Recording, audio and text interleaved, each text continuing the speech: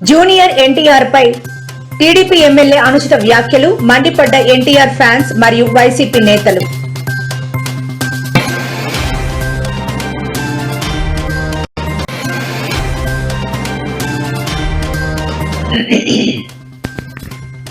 ఎన్నికల సంఘాన్ని ఏమీ అనడానికి వీలు లేకుండా చట్టం తెచ్చారు. కేంద్రంపై రాహుల్ ఫైర్.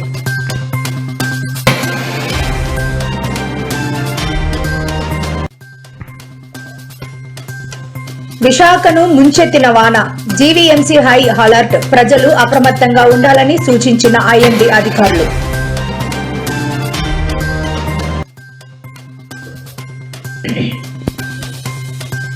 రామంతపూర్ ఘటన మృతుల కుటుంబాలకు 5 లక్షల రూపాయల పరిహారం ప్రకటించిన రాష్ట్ర ప్రభుత్వం.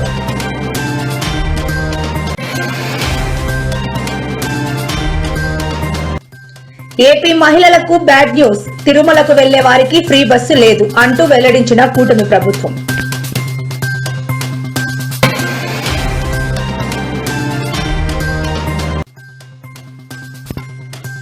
హైకోర్టు అనుమతితో తాడిపత్రిలో అడుగుపెట్టనున్న కేతిరెడ్డి. దమ్ముంటేరా తేల్చుకుందామంటూ కేతిరెడ్డికి జేసీ ప్రభాకర్ రెడ్డి ఛాలెంజ్. తెలంగాణలో మహిళల కోసం ప్రవేశపెట్టిన ఉచిత బస్సు ప్రయాణ పథకం అయిన మహాలక్ష్మి